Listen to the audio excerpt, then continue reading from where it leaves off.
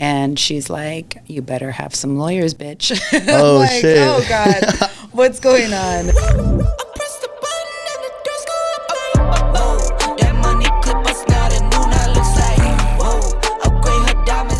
Once again, episode 4. We got a very, very special guest. I'm grateful to have her on my podcast. Like I said, one of the dopest, one of the coolest. I mean, I found her through her merch, and she's officially in the building. Flew in today and flying out. So that's when you know I feel super special. Shout out to Hola Chola one time for the one time. Yes. Hola, Luciano. Thank you so much for having me be a part of this. I actually been wanting to do this for a really long time, so thank you. Definitely. No, I'm excited. I'm grateful for you to be here. And like I said, we're going to get into it. This is barely episode 4, so it's going to be a great time. So, I want the people to know who you are, and I want the people to, go into your world. That's the reason why I do this podcast. So how you feeling? I'm feeling good. Feeling good. Just flew in this morning. A little tired, but, made it through. Hey, it is what it is. Yeah. So just going straight into it, I want you to tell kind of like the people a little bit about yourself, or you can always start with, a couple of things that the people, anything that you really want to get out there, I would love for you to get out there. But give them like a little bio about yourself so they know who you are. Okay. Yeah. So my name is Susanna, Hola Chola, born and raised in California, Orange County, and I also lived in New York for 14 years. So I think that's where I got my business savvy from, like owning, like to become a entrepreneur, Okay. God, I'm nervous.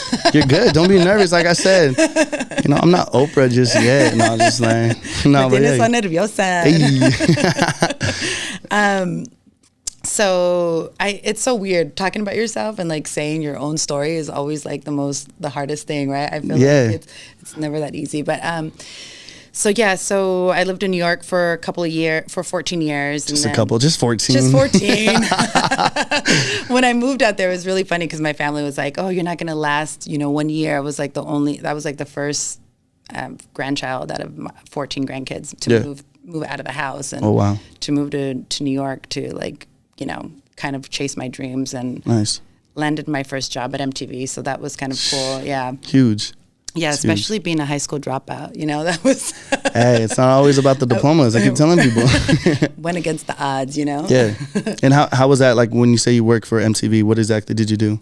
So I actually worked for the Senior Vice President of Development, which is like pretty much like any show that wanted to come on, they would come and pitch like ideas. And funny story about that I have to share with you. Let's hear it. Something about like treating people right that we were talking about off Definitely. The podcast. So before I had got the job at MTV, I worked at Warner Brothers in LA, and I worked with this one guy, and he was a complete asshole. And fast forward a year later, I get this job working for the Senior VP of Development.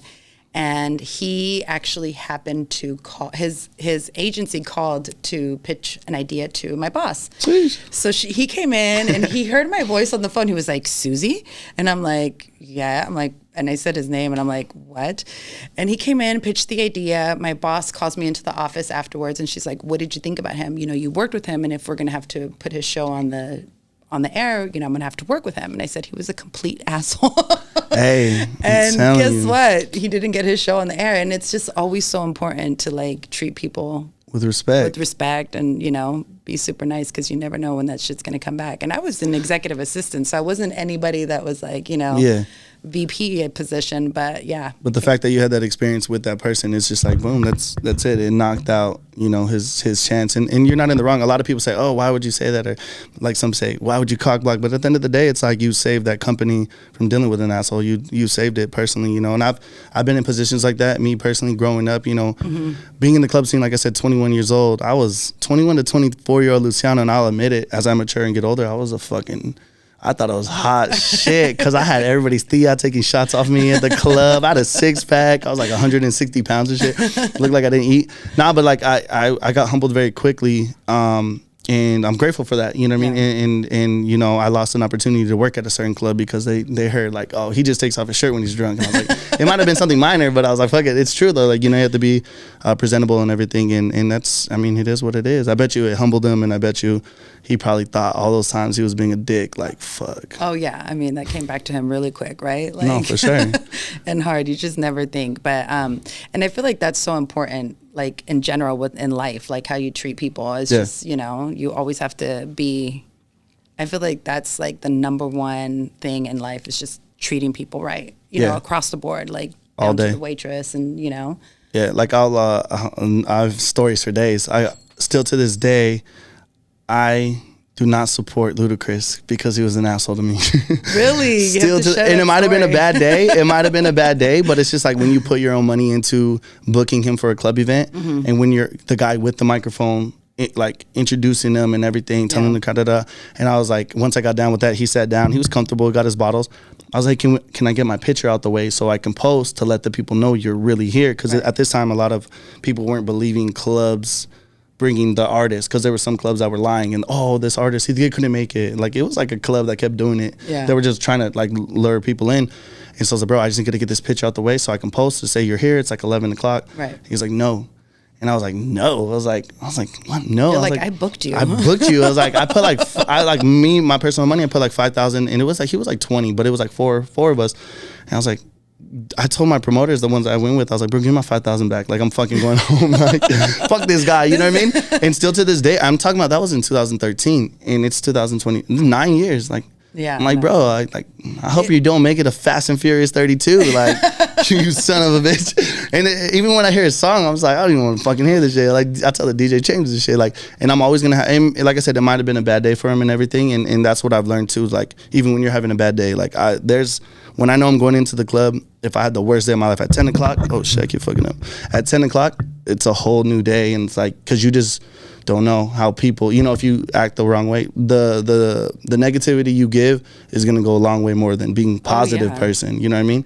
And so, oh man. And especially because of somebody like him in the limelight, it's like, these are your fans. These are the people that this is the reason why you're at this position here. Is because of fans like yourself, you know? And it's like, to be rude and not want to take a picture, I just find that so like. And it wasn't even like I was like, I mean, of course I was a fan, but it was like more of like business wise. Like, yo, let me just knock this out so we can get maybe 100 more people to come because they know you're here, you know? Yeah. And so I was like, all right. And then later at night, like they were like, oh, let's get all the promoters and take a picture. They're Luciano, come here. I was like, I'm good. I literally said that. I'll never forget that. I looked straight at his face like, I'm good. Like, I wanted him to realize like, you fucked up. Like, even though I ain't shit to you, you probably never will see me again in your life. It's like, it is what it is, and it just all goes back. It's like, I'm never going to support that guy, like, ever. Yeah. Well, we both know dealing with celebrities is never that easy, right? I'm telling you. I mean, I haven't had it as bad since, but yeah, no, there's some, and I get it. They go through it a lot. I'm sure their DMs are crazy, their lifestyle's crazy, but at the end of the day, you really got to understand and know, like, yo, these people are coming out for you. These people are trying to show you love. These people are fans of yours, and it's like, you know, there's a lot of celebrities that don't make it anymore, or even artists, because it's like they might have just been a dick to everybody, or they're just an asshole person, you know? And it's like, you can't be that person. So don't be an asshole. Don't be an asshole. Don't be an asshole, people. I've definitely had one celebrity put in a really bad taste in my mouth as well, and I think you know who that is. Let's hear it. Let's hear it. Who is that? Well, she's pretty famous. Pretty famous. Becky G. Becky G. Now let's hear the story. I know the story, and I understand why you would have a bad taste being a business owner as well. But let's go ahead and let the people know exactly what did Becky G do to you. So basically, she stole my brand name. And I think a lot of the things that a lot of people don't know is that I actually met her. I met her in person, her manager, her mom, and her boyfriend at a restaurant. And she came up to me and was like, oh, my God, I love your jacket, because I was wearing my Virgen de Guadalupe jacket, which is like my famous... The famous jacket. The famous That's how I found her, literally. This is the jacket. I was like, who is this? Like, I need to find out. The staple piece, The staple. And she wanted one of my jackets. So, you know, of course, it was like, oh, my God, it's Becky G. Oh, my God, this was like, it's so exciting for me. So I straight away, like, within like 2 days, brought it to her manager's house and dropped it off, and never heard anything from her manager, her, or any, like, ever again until like a year later I get a call from one of my friends in New York. And she's like, you better have some lawyers, bitch. Oh, like, shit. Oh, God, what's going on? And I Yeah. saw the whole campaign, and it was like my entire brand name, Hola Chola, you know. And at the time, I was in the process of like trademarking it. So Yeah. it was really like a really hard place for me to be in, because it was like, you know, I'm going up against a girl that has like 25 million followers. And I'm, at the time, I think I only had like 10,000 followers or something. Yeah. So it wasn't like, you know, I had my name in the limelight like that. But however, all the radio personalities in LA wore my jacket, so everybody was like pretty aware of like Who you were. who I was, you know. Definitely. And you know, long story short, she ended up sending her like a cease and desist letter. That's what you do when you steal shit. Simple as that. Yeah, and you know, like a lot of people were coming at me like, "Oh my God, Hola Chola, you didn't make it up." Of course, I didn't make it up. I never said that I did. You know, no, like I never made up the name. However, I was working on it for like 7 years, and I was like the only chica that thought about trademarking it and working on a brand. Working on a brand with it. Yeah, you know, and a lot of people don't understand that. And it's like when you dedicate and you give yourself, like, you know, working on your company, it's like, Oh, for sure. and you're like so dedicated to that for like so many years, and it's like to have all that backlash. Like she got a little bit more backlash than I did. Yeah. But You're still going to get like, there's always going to be people that got so much love for her that are just going to be like blind. Yeah. And they don't understand it, because it's like, and you always got to let them know, which you can't answer. That's one thing I've learned. My dad always told me, he's like, you can't answer to everybody in your DMs, especially the fake profiles, the comments, like everything. Like as you get bigger and bigger and bigger, it's going to go harder. Like I said, my boy, Rob Taylor, new levels, new devils, you know what I mean? Because at one point it kind of got to me, and then I was like, you know what, fuck this, like, you know, and I was like, I don't care what anybody says, as long as I'm doing what I know I'm doing is right. Yeah. So I can only imagine, like, you're going against not just a social media person, you're going against a singer that has, like I said, over like millions. When you go, I can only think of going against somebody with 500,000. So you're going against millions and millions, you know? Millions. So. And, you know, somebody that has a shit ton of money that can get lawyers. I mean, at that time, I was like, I didn't have like, you know, the backings to be able to be like, okay, let's take this to the ground, you know, with like attorneys and stuff like that. So luckily for me, I was able to have somebody to like pro bono work for me. So they came to me and they were like, oh, well, we want to sponsor you and like do it for free because we believe in you and we don't want to see this happen to somebody like you, you know? Yeah, exactly. So that was really dope, but it was a lot of work, like having to. It's just that feeling. Yeah, it was. To like go through it. Yeah, it was. It was crazy. It was like, what the hell? It was like a whirlwind because it was not a position that I wanted to be in, you know? Yeah. Like it was like, it just landed on my lap. Exactly. Like, no, I'm telling you. Like, that's life though. That's like, fuck, you got to do I wake up every day with like, oh, what was said about me now? And I just laugh. I'm over here with a coffee, half awake and shit. But you take that pretty good though. I feel like. My dad always said, if they're not talking about you, if they're not talking about you, you're not doing the right. If they are talking about you, you're definitely doing something. And like Pitbull always says it too. It's like, you gotta have haters. Yeah. Cat Williams says it. If you ain't got no haters by the sum, if you ain't got 3 more haters, you know, then you ain't doing nothing right. And it's like, at the end of the day, and it's not that we want haters. It's more of the sense of, you know, when you are doing something that maybe somebody wants to do, but they don't have the balls or they don't have the backing or they don't believe in themselves. Yeah. They're gonna be jealous. You know, I get DMs of the funniest shit, like, oh, you think you're hot shit because you take selfies or your lips are fake. I'm like, my lips are not fake. Like, here's a 6th grade picture of me and shit. But I'm always going to wake up with some shit. Like, you know what I mean? You lick your lips too much. I'm like, I'm trying to get a contract with fucking some chapstick. But yeah, it's like I said, and I'm grateful for actually the hate because Who Hurt You was born. And I feel like Who Hurt You is going to be undefeated and it's never going to die because of how I go about it. Yeah. Like literally I'm telling you, when I get, like, I love sending my logo. I literally love it. Or like, I'll give him, there's people that will talk shit and I'd like send them a discount code. Like, yo, oh, this is your discount code. Like, I'm willing to even take some money off to help you like realize like you're fucking hating for no reason, or you're mad at somebody because they're working their ass off to, I mean, when I say I work not only for myself, but for my family, you know, blessed with my mom and dad, blessed with my sisters. It's like, I'm trying to take them on a cruise. OG mom and OG pop. OG mom, OG pops, you know, and they became celebrities, you know, they're at Walmart, they're at Country Boy. I always tell my parents, like, hey, y'all better go dressed up when y'all go out, because if they catch you slipping, they're going to be like, OG mom, OG pops, what's going on? Luciano not taking care of y'all, you know what I mean? But, no, yeah, and I'm grateful for them, like I said, but there's just people, back to the whole thing, is just like, who hurt you is always going to work, and anybody that has a clothing brand, it's like, you're going to deal with that. You know, of course, I pray to God I don't have to deal with you had to deal with, because I ain't trying to go against, you know, celebrity in that sense, which I'm grateful I locked in everything. But it just sucks. You know what I mean? People don't understand, you know what I mean, that like your hard work, like you said, you were what, 7 years deep with Hola Chola, and like for it kind of to be taken away from you for a little bit, even though it wasn't really fully. It was a nightmare. Yeah, and like I'm talking about, they had what did she exactly have, like makeup, right? So she came out with a whole makeup line. Like it wasn't just like one little thing, but her whole campaign, like it looked like exactly like. So a couple days before that, I had done a modeling or a shoot with one of my models, Zanea. Yeah. And she was wearing like a bandana Hola Chola that I had screen printed. Yeah. And you know, like a lot of the things, like I had to learn and like really like definitely dive deep into the brand. So it's part of you, you know, it's like 100%. It's your heart. Yeah.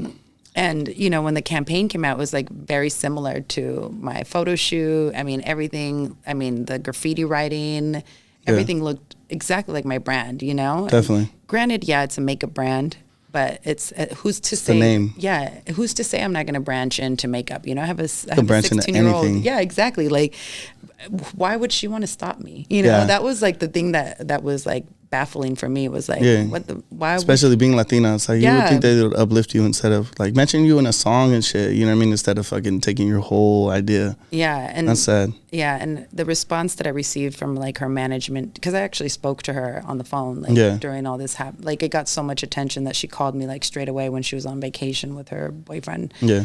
And we had a conversation, but it was like after that she kind of just brushed me off to her manager, and it was like it wasn't going where I wanted to go. You know, especially I thought it was gonna be easy fix. Yeah, no, and it was like you being a Latina, you should be able to have a word in and kind of maybe even affiliate me with this. And, 100%. You know, this would have been cool collaboration. Like that would have been dope. That would have been huge. Yeah. You know, that would have been. And we could have still kept going. The fact that you were like willing to do that, like after you got your shit pretty much stolen, like that's dope of you. You know, because your mindset is like to think bigger. You know what I mean? So like that's something I couldn't do. I'd be like, fuck you. Well, I ended up being like that because unfortunately it was like I would try to reach. I was trying to reach out to her manager, and I was like, listen, you guys are not respecting me like I should be. Yeah. Like I want to have like a sit down proper meeting and like discuss like what our next steps are. You're not just gonna like come in, take my brand name, and just kind of brush me to the side and act like I'm nothing, because 100%. That's not gonna happen.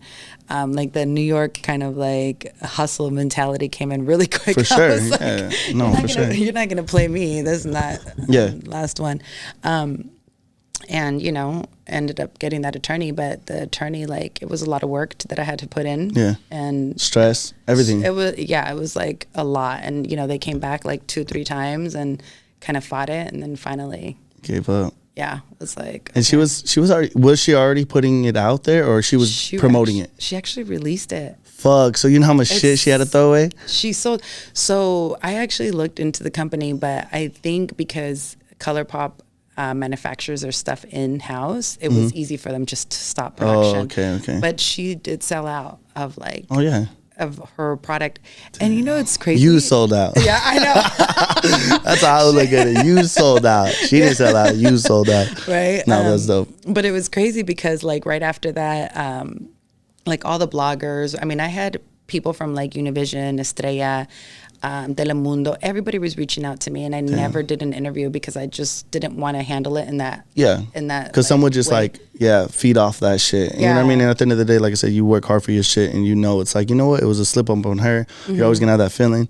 Yeah. But you're grateful to have your shit back. You know, you didn't have to like take a big L. So it's like, and that, trust me, I've seen people go.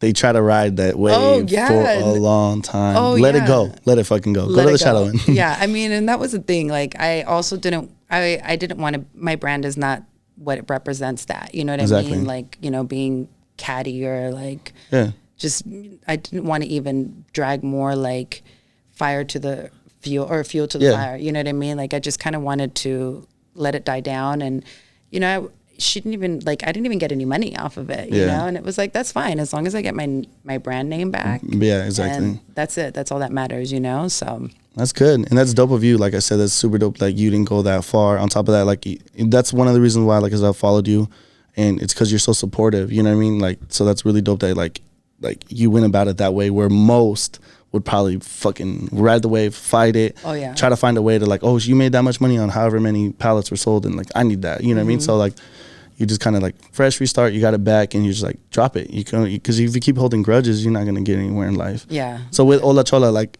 explain to the people what Hola Chola means to you and to them. Hola Chola means me being a badass now. Hey, Hola Chola. It's fresh. Hola Chola. Hola Chola. It's such a word that just comes off so easy, right? Yeah. I mean, it's growing up in the barrio too. It's kind of like something that stuck with me for my life. But I mean, even when I lived in New York, when I moved from, I grew up in the barrio, right? Like complete barrio, dropped out at 10th grade. And when I moved to New York, it was like, even being over there and having like a whole different entity and nobody knowing where I was from, it was like, people would still look at me like a chola, you know, because I was Mexicana from LA, you know, or California, you know? Yeah. So it's like automatically put into that category. But so Hola Chola has been something that I've been working on for a really long time. And I feel like the last like year, I kind of, you know, took a step back because of my journey that we could talk about. But we'll talk about next. Yeah. But it's something that I feel like encourages a lot of women to kind of, I think by them seeing me and having to like push forward with all the stuff that has been thrown my way, I think that's like one of the things that Hola Chola like represents. Yeah, definitely. And the infamous denim jacket, camel jacket, you know what I mean? Tell them about that. Like, what was your idea on that, and like your thoughts on that? So it was crazy. I had actually purchased like the gold trimming of the jacket because it's all hand sewn, right? So I had it for like a year, and I'm like, eventually I'll do something with it. And then one day I was like, because at the time I was just like screen printing T-shirts and stuff like that, and I was always really drawn, obviously, like any Mexicano is drawn to La Virgen de Guadalupe. All day. So when I seen this image and I was able to create it and put it on the back of the jacket and then put the gold pieces around it, I literally it brought me to tears because I was like, this is going to be my staple piece. Huge. Yeah, you know, and it was like, essentially for me, it was like framing La Reina on the back of the jacket, because if you see like the gold trimming is like a frame, and it's kind of how you see it in everyone's house, right? Frame. Exactly. So I went to my daughter and I knocked on her door. I'm like, look at the piece I just made. She's like, it's about time, Mom, you did something good. Oh shit. And with that, like, I ended up just kind of, you know, I started off with doing like little small pop-up shops in LA, and I started reaching out to like all the radio personalities that were out there, like all the girls. And one of Cap G was another guy that I reached out to, and he actually responded, and I was able to deliver a jacket, and he kind of helped my name get out there. So it was really, for sure, really dope to see that other people like also appreciated my art. You know, it was like, oh my God, like I would wear it out for like, you know, just to see what people's response was, and kind of like, oh, what did they think? And I would get so many compliments on it. Like, oh my God, I would get stopped on the street all the time. Like, because it's so different. Jacket. Yeah. I've never it's seen a it. Huge piece. It's huge. Yeah, that's what I'm saying. I wore the black one because I have two of them, and I wore the black one in December, and they were like, Luciano, where'd you get that? Where'd you get that? And like, I think even one of the biggest radio personalities, Natasha Castle, shout out to her. And I'm gonna have her on my podcast sooner or later, and she wanted one. And I was like, oh, for sure. Like, I actually got in contact with her. Yeah, so we gotta definitely get her. And it's just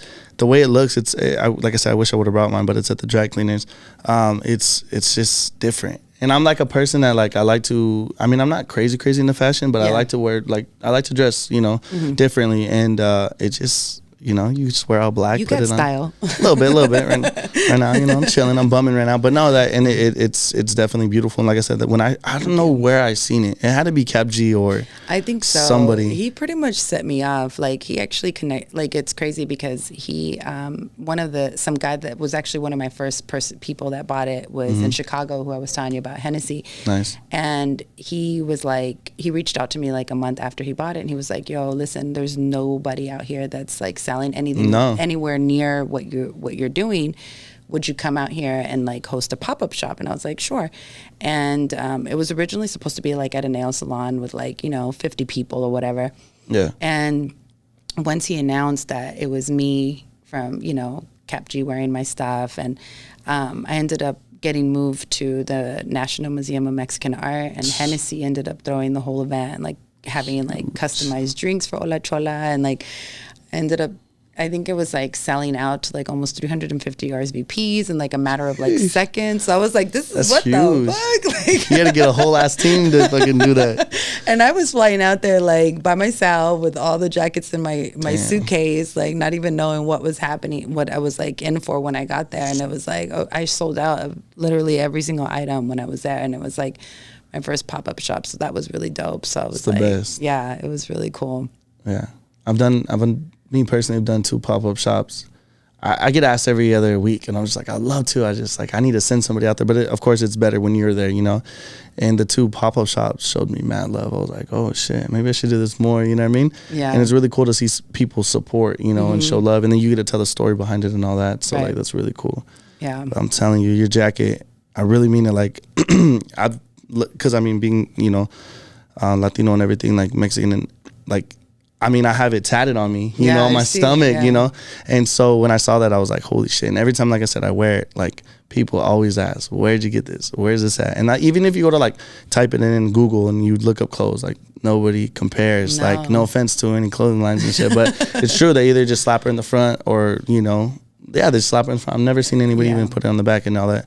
And it's just, boom, it's like a denim jacket or, like, camouflage. You do it all, like, even, like, the long denim jackets. Yeah, I did the army jackets. I've done the gray and white. I've done the army print, like the woodland style, jean, and every single one that I do sells out with like yeah, for sure. Yeah. How long does it take you to make it? Usually like a couple of days. It's not that easy. It's like you have to personally put it together. Yeah, personally. It's not like you just screen print it. Like you literally put it all together. So it's really cut and sew and plaster it, and then like put the trimming on it. So it's a lot of work. It's not something that's like overnight, but I love doing it because it's like it gives me that joy of like, oh my God, you're like receiving a piece of me, Yeah, like exactly. Yeah, so it's pretty cool. And you're huge with the culture. Like I said, I've always seen you. I've lived through your travels. Like I've not really been able to travel to Mexico as many because I was always working. Finally now I'm more like able to travel. I'm excited to go. What are some of your favorite places to go to in Mexico? For sure, Guadalajara. I actually Puro Jalisco. Puro Jalisco. That's where my grandma's from, but also my grandpa's from a small town, Yahualica, which is like 2 hours away, which is like super rancho, Yeah. Like you have the city and then you have the super pueblo. Yeah. I love Guadalajara. I actually just became a Mexican citizen. So nice. Well, recently. So that's really dope, to be able to What's the process on that? Just, making sure you have getting your parents' birth certificates. You have to get your birth certificate I think it's like digitized or something like that. I forgot what you have to do. And then because my family has like a town in Mexico, I went back and I used like their secretary to like help me kind of get everything. So they knew what's up. Easy shortcut. It's always good to know somebody. I'm telling you, people don't get that. Yeah, she was able to kind of get the process going for me a little bit quicker, but it's also really cool because it's like for me to be able to like sell a piece of La Reina, I actually wanted to really be like, right now we're American citizens, and she was born in Mexico. So to be a part of that. Yeah. Be really part of Mexico and like really give myself to that place. But and also frequently love going to Mexico City so I can go. I owe her a visit. I owe the Basilica a visit so I can same here. Go give my thanks and Yeah, you have to. The food over there, you know that they have like the world's best food over there? Yeah, it's Mexico. I know. No, but yeah. Yeah, they have like Michelin star like restaurants out there. Like, oh yeah, people think like, I mean, I always get asked. I mean, because like I said, I grew up here, of course. And then they're like, oh, you don't know Spanish. Like, I'm like, I understand Spanish and I don't speak it well. You know, my sisters do, my mom and dad do. But like, I grew up more Chicano. So like I grew up with like I tell people like, you guys grew up with like, you know, banda and the horses and the ranchos, and I was like, I grew up with lowriders and fucking Bretton Woods. So like, and it's nothing against, you know, like my aunt thought they speak nothing but Spanish, you know, when they were here, and they're from San Miguel El Alto, which is like 2 hours. Man, like an hour and 30, probably 40, like from Guadalajara, because I had a whole trip planned and everything. It's beautiful there. That's what I heard. Yeah. That's what I heard, and I'm like, it's I need like to one go. of the. It's like a magical place. That's what I heard. Yeah, my mom told me, because my mom, they lived there for, I think she lived there for like 4 years. She was born here, but she was born in Delano, and then she lived in a magical place. I'm like, from Delano to there, because I've been to Delano. I was like, oh man, no offense, Delano, but damn. But no, yeah, and yeah, I had a whole trip planned and everything, and I definitely need to go because I did promise my tata. With Mexico City and all that in general, like, would you ever live there? Actually, I would live in Guadalajara. Guadalajara? Yeah. It's very like, Mexico City's a little bit too much for me. But Guadalajara is still kind of like growing. It's like, I compared it a little bit to like New York lifestyle. Okay. Because it's kind of fast paced and it's very like a metropolitan city, very fast growing. And it's very artsy. Like everywhere, I was gonna say you're into art, so it's like it makes sense, you know, for you to be. Everything is very art. Like the architecture is very cool in Mexico, like because they don't have restrictions like we do, you know. So they just fucking build like whatever the fuck they want. I mean, but it looks great. It looks, it's beautiful, right? Yeah. So, but yeah, I would definitely like. That's actually one of my dreams and goals is to get a place in Guadalajara. Yeah. Yeah, own something over there. Nice. Especially right now because it's like growing so much. It's growing and it's probably not as expensive as most would think, you know what I mean? Yeah, definitely. That's exciting. Yeah, you're going to have to visit. Yes, I need to go. Like I'm telling you, I need to go very, very soon. Yeah. Because, I'm telling you, I had a whole trip planned. We were going to go to like, I bought the train to Tequila and all that stuff. I was ready to go. Oh, shit. I was so excited. And then I think like COVID hit or something. And then it was like, they canceled everything. I was like, damn. Super close. Well, it's open now. I know, right? Some visit. So back to you were saying about your journey, like you had to like put Hola Chola on like a hold. What was that journey and how did it go for you? Or how is it going for you, you know what I mean, with all that? Yeah. So found out that I had breast cancer in September. I was actually in Guadalajara, which is crazy because I feel like if I wasn't there, I wouldn't have I wouldn't have caught it in time. Yeah. Like, because the system here, and I've talked about this before, like the system here in the United States is really bad. Like they just really, there's no money in the cure. It's all in the treatment, right? Definitely. So it's like they don't really want to cure you as quickly as you'd like them to. Yeah. But yeah, so I was on my way to Mexico and my, this is probably TMI, but my nipple inverted. So like it sunk in and I actually saw it. And when I got to Mexico, I was like, oh, I need to see a doctor straight away. And as soon as I saw him, he was like, okay, this is a tumor. Yeah. And it's very suspicious. Yeah. So we need to act quick. And I'm like, what? So I was like on vacation. Fuck is that like, quick on a vacation? Yeah. So that same day, he was like, I need you to go get like a monogram and an ultrasound. So that same day I did that. And he was like, you need to have a biopsy done now. And it was like, literally, it's like, you never know like what a cancer patient goes through, but it's so much. Like I've had literally probably like 8-9 surgeries in the past year. Like that's crazy. That's a lot. Like, it's a lot. And on top of chemo and like losing your hair and like just the whole whirlwind of all that shit, you know, it's a lot to like endure, you know, and take in and have to like deal with, and all this new information that you're getting from the doctors, and half of the shit you don't even understand. And I feel like they put that fear in people, you know, like, you know, so it was like, for me, it was like when I came back to the States and I was like, okay, let's get this process going. Like I need to, you know, find out what's happening in my breast. And the doctors were like, oh, it's going to take like 2 months for you to have a monogram. And I'm like, what? Yeah. So I ended up having to go back to Mexico and having like my mastectomy and everything. And then coming back here and had pretty much just giving them like my treatment plan, which they didn't like. They hated me because of it. You know, they were like, you're coming to tell us what to do. Yeah. But it was like, no, this is what has to happen, you know? Exactly. And I feel like a lot of like the medical systems takes advantage of also like Latinos, you know, because they don't like, we don't really know what to do or how to fight or how to advocate for ourselves, you know? So, yeah, it's been a year and a half now. I finished like 6 rounds of chemo and 3 months of radiation, which was torture. Wow. But I can only imagine. And it's still going, you know? Yeah. Like yesterday I was at the hospital having a bone scan, you know? So it was like, and then today I'm here, you know? Like on a podcast in fucking Phoenix, Arizona. Yeah, it's, no. You know, so, but, you know, I think one thing that's really important is not letting that stop me from like moving forward. Yeah. You know, obviously it did put like a little damper on kind of like my thought process for a little bit, but it never stopped me from wanting to like push forward and everything that I have to do with like my brand, you know? And if anything now, like I'm going to be more aggressive, like, more aggressive. Yeah. You're going to go for it. Like you want to leave like a legacy type thing, you know what I mean? You just never know, you know, and you're not going to pass away. You're going to live forever. I already know you. Yeah. But it's just like, yeah, exactly. You just never know. And that's why I go about the way I go about my life, because people tell me like, you're always smiling no matter what. Like, we know you're tired or we know you're exhausted, but you're always smiling, keep going. It's like, I was like, yeah, because if I do pass away, knock on marble or wood, whatever the fuck this is, like, I want to make sure they like, oh, he passed away. He was happy. And I don't want to fake it. It's just about, you can't live in sorrow. You can't be sad no matter what. You know, everybody's going through something. Nobody's going to feel sorry for you. No. And you got to just keep going. You got to keep living.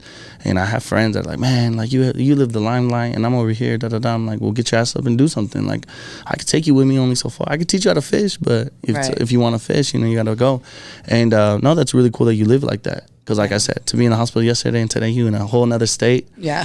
Like, once again, I got to bring this up. I'm going to bring it up a million times. Homegirl flew in today, like 2 hours ago, and is flying like in 2 hours. So that's really cool. Plane to catch. I'm telling you. And it reminds me of me more than ever in the last 6 months of my life, because people tell me like, yo, I flew over 25 times or 6 times since last June. Yeah. And like, that's probably the most I've ever flew in my whole life, because I was never traveling. And now like it's a get up and go type of situation, you know? Yeah. And I love it, you know what I mean? It's like, you got to get up and go. And I think that's what a lot of people got to understand. Well, I have this, I have that. Like, don't make excuses, just go for it. If you want something in life, go for it, you know? Yeah. So that's really, really cool. And I'm grateful that you're here. Trust me on that. Thank you. Yeah, I've been seeing you all over the place, traveling from, I was just in Houston for 24 hours. I was like, oh, he's now where? Yeah. He's on another plane? Yeah, I'm telling you, it's so dope. It's like a great feeling, you know what I mean? Yeah. Because people tell me, they're like, you just stopped by Phoenix. You don't even live here anymore. Yeah.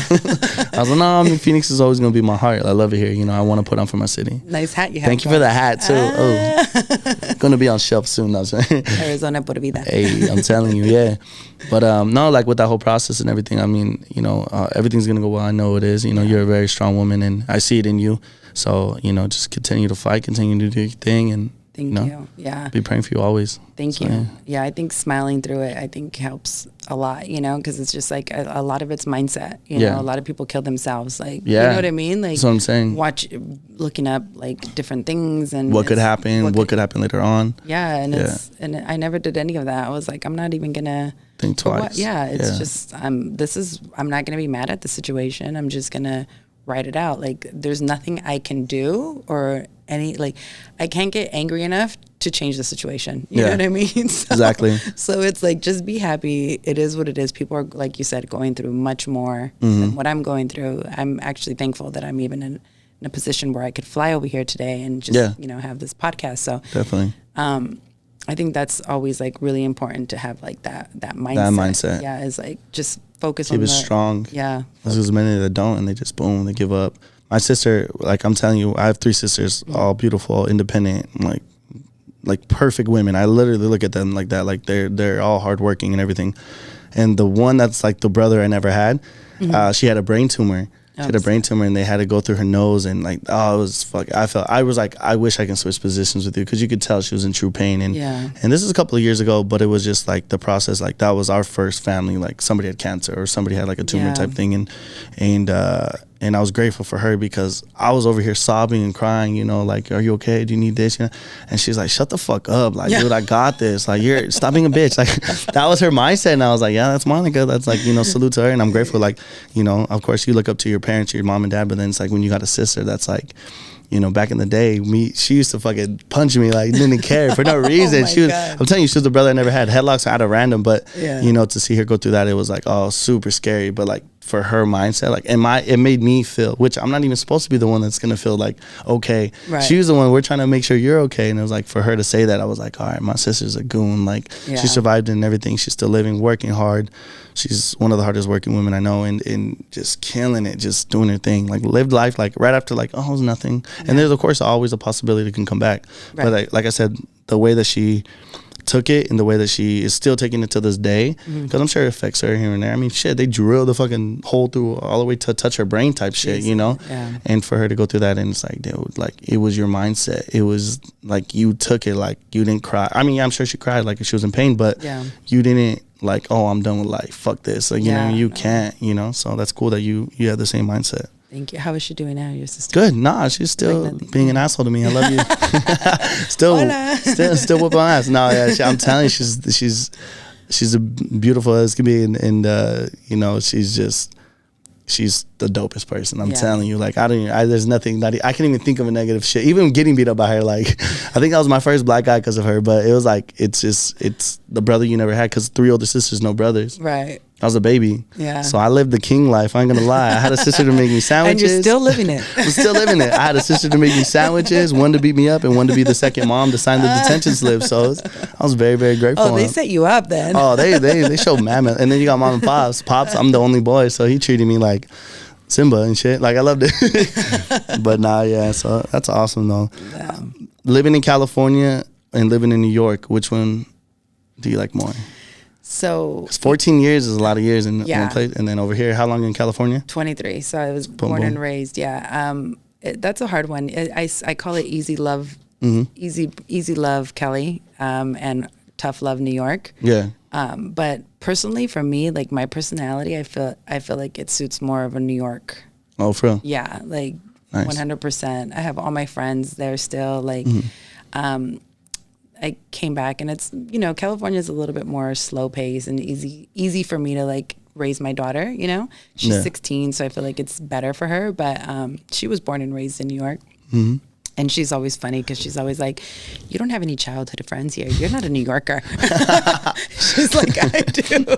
Wow. But I feel like New York would be, I feel like New York is much more my pace. Your pace. Yeah. It's like, have you ever been? Yeah, I've been. It's crazy. It's crazy, right? I got to witness Canelo's first fight in New York. I love Canelo, at Madison Square Garden. Yeah, Canelo's a GOAT. I don't care what anybody says. He's doing what he wants to do. Like, people are like, oh, he's starting to get cocky. It's like, after you whoop everybody's ass, I'm pretty sure, you know, you could be that person. But exactly. He's all about the culture, and I feel like he's always going to be a person to look up to. You know what I mean? And, you know, he's the GOAT. Yeah. You know, take advantage of it. Like, I always say, people are freaking out about Tom Brady. Oh, he's retiring. That's awesome. Like, you know, he's a GOAT. I got to witness that, you know. Right. But I was like, I can only imagine the day Canelo retires, because I love boxing. So I'm like, fuck, take advantage of it. I'll make sure to be at all the fights if I can. So yeah, I've seen that you're sponsoring some boxers. That's pretty dope. Oh yeah, my boy Danny, he's actually fighting in a couple of days. Nice. He's one of them.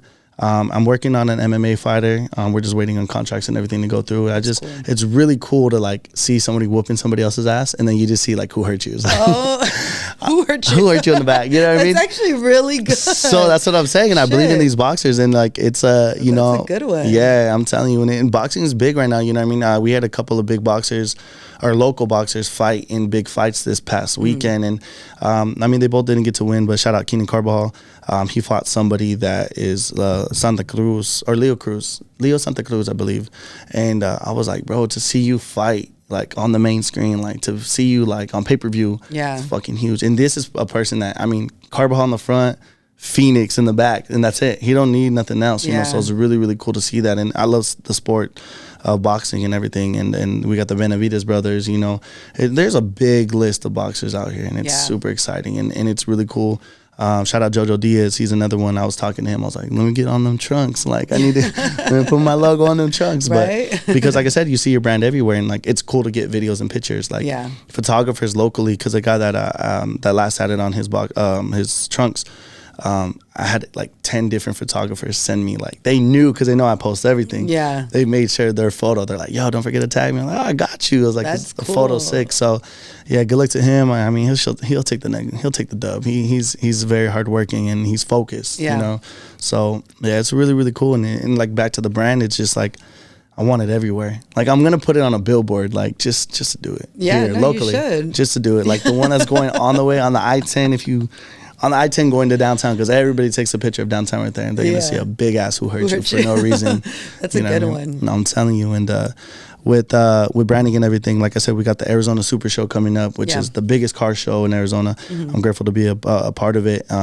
We definitely are going to invite you. We got to have you there, especially with your brand and everything. Like I said, even if it's, I put you with me at my booth. Like I said, I'm at Who Hurt You and everything, or the other booth that we are going to have with local, or not local, with social media personalities. Okay. I think it would be perfect. Hell yeah. Because it's straight cholos and cholas. In old school or new school. I think it's just like, it's all ages. And because this year we're bringing back the concert, so there's gonna be a concert outside for the locals and some other rappers, but inside is the bigger names, from Dub C to Alexis is a local that he's gonna be on the main stage, real cool. Of course, MC Magic, which is Arizona legend. Like, I don't care what anybody says. We're back to the makeup. He even sells makeup. He does. MC Magic sells makeup, and I was like, last business to be tapped yes, into. Yes, last car show, I had a booth right across his, and I was getting tatted, which was the most painful shit ever, because everybody's like, I want to see. Like, I was like, fuck. But I was showing love to my tattoo artist. Yeah. And I was like, I wonder what he sells the most. And it was fucking makeup. So salute to MC Magic. Damn, you're a real one. That's a good one. I'm sure he sells hoodies and all that too, but like, yeah. Oh. And then he has a young singer. Is it Roxy? Wow. MC Magic is a legend. Yeah. I got a 20-minute conversation with MC Magic. I mean, I've seen him many times, but I got to talk to him. I'm gonna have him on here too soon. Yeah. And he is a very intelligent man. Like, he's gonna be forever. Like, no matter what. For sure. Businessman for sure, and he's gonna perform forever. Yeah. Forever and ever and ever. Like, I don't care what anybody says. Like, he's super dope and he's untouchable. So salute to MC Magic, because I love business people.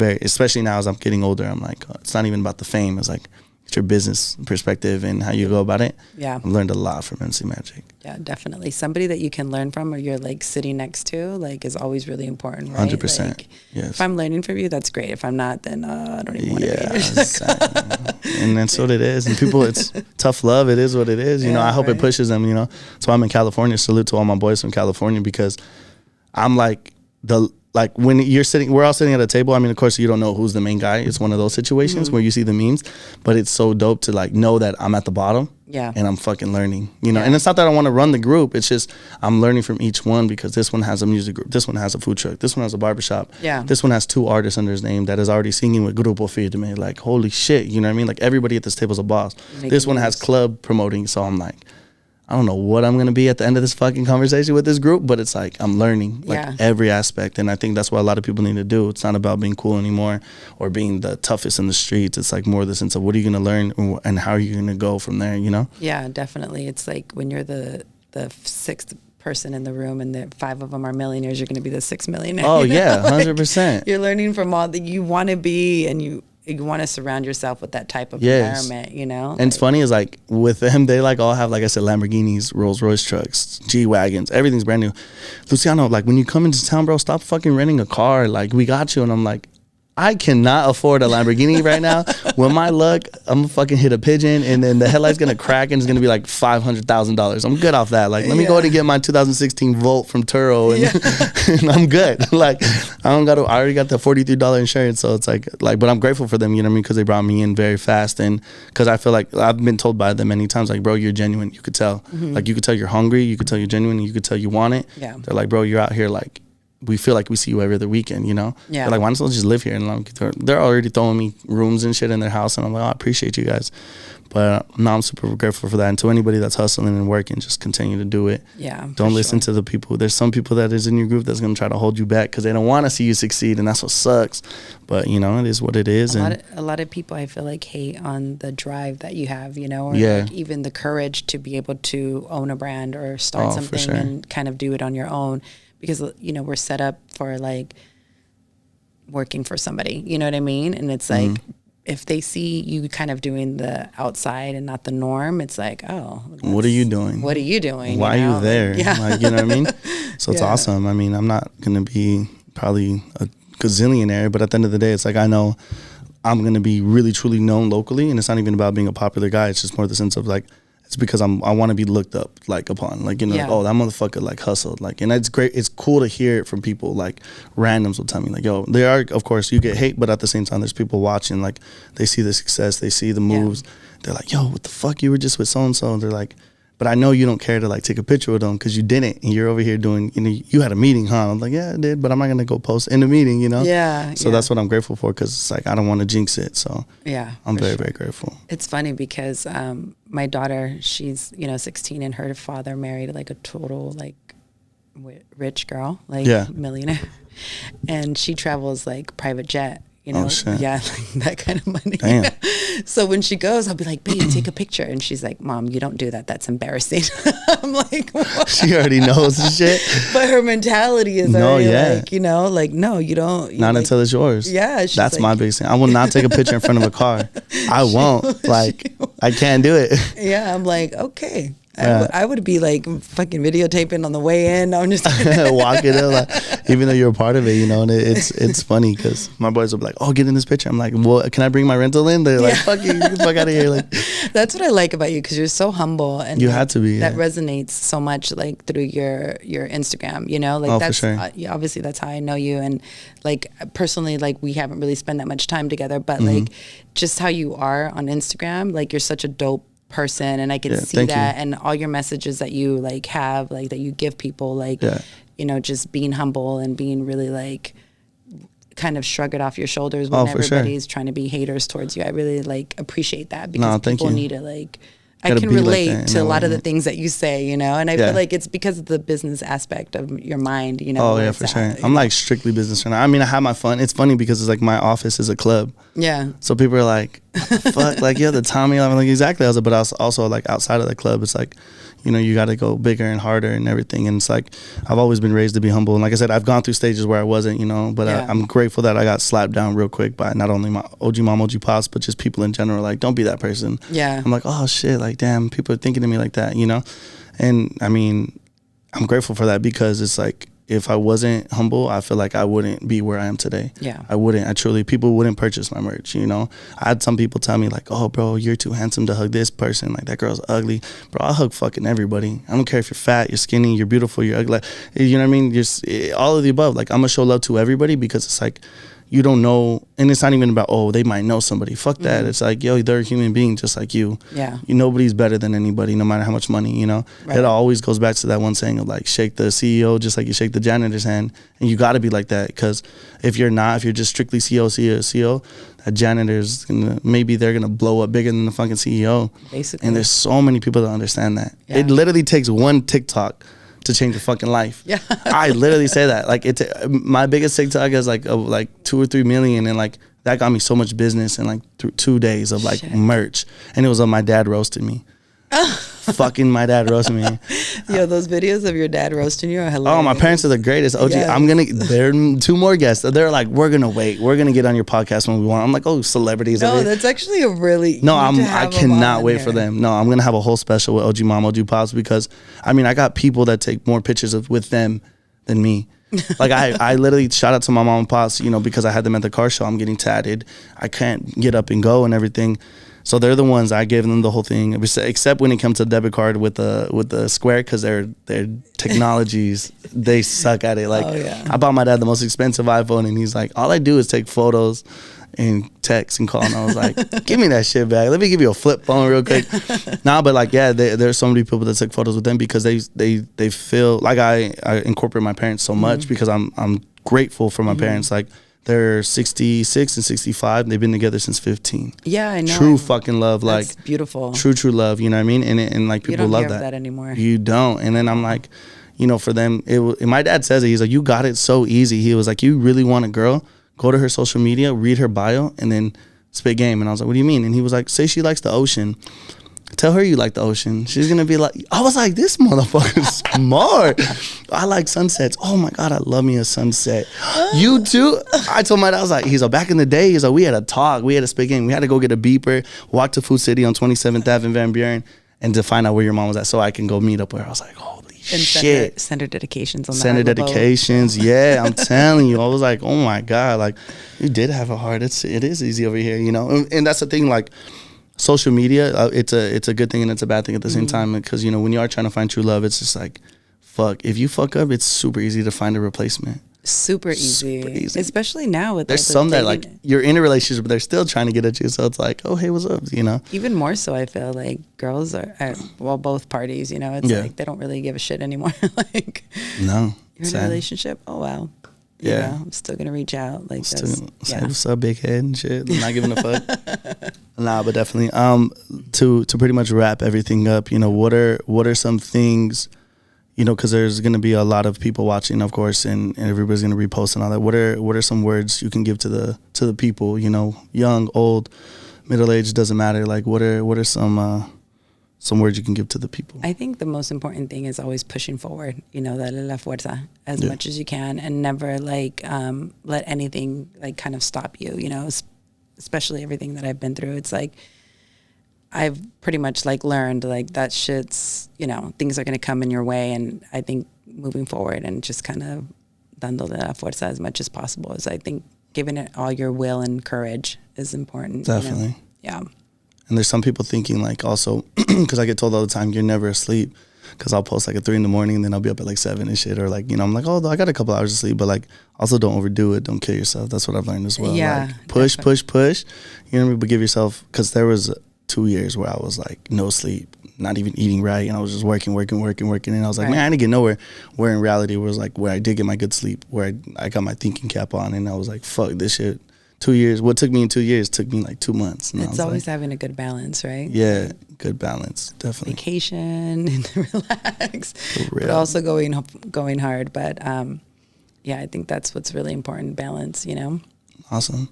Yeah. Where can the people follow you at? So you can follow me on Hola Chola Inc. on Instagram, and I have my website, which is olachola.com. Definitely. Yeah. Give her a follow ASAP, and you'll see the jackets that we're talking about. I'll make sure to edit like the jackets and stuff. That'll be dope. Yeah. But now, Fro, really truly appreciate you for coming. Like I said, I'm gonna say it one more time. Thank you for the hat. And thank you for literally flying in today and about to fly out right now after we go eat or something. But nah, truly grateful. And like I said, I'm going to try to definitely bring you back March 26th. I'm pretty sure we can make it happen if you're available. Yeah. So you can, even if you can't, you know, sell merch or whatever, you could. But I'm saying like, even if you just want to get the VIP experience, I'll make sure you're my +1 on that. So you can check it out. And this year's going to be the biggest one, huh, Gabe? It's like cars all over the place. It's fucking nuts. And that's crazy, because when I was like 15 and 16, my sister used to take me to all the lowrider car shows in Long Beach. So it was like, you know, Cholo Fest at its finest, you know. And it's cool. Like, it's just a whole cars different... and the bikes. Everybody was cruising, you know, afterwards. And, you know, it was just a lifestyle, you know. No, they have like a whole bunch of events leading up to it. And after, I'm sure all the barbecues, all the car clubs. There's so many different car clubs. Yeah. Like, one of my boys is printing shirts for the Majestic's 45th anniversary, and it's 850 shirts. Oh shit. It's like, holy fuck, how many members of that? But that's awesome. 45th anniversary. And no, it's crazy, just everything. The food, we're gonna have a lot of vendors, like I said, a lot of people selling merch, you know. And the cars are like art.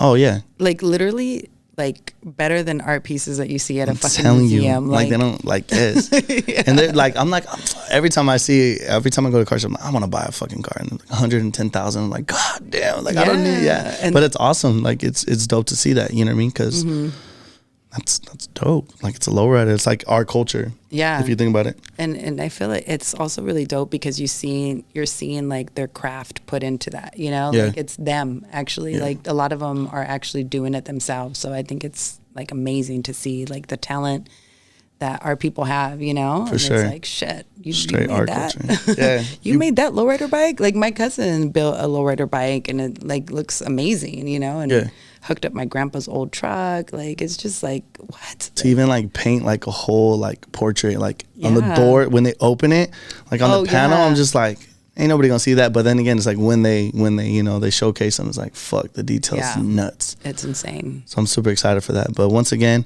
appreciate you for being on episode 4. Thank you. Hola Chola, hola Chola. Hola. We out of here. I don't know.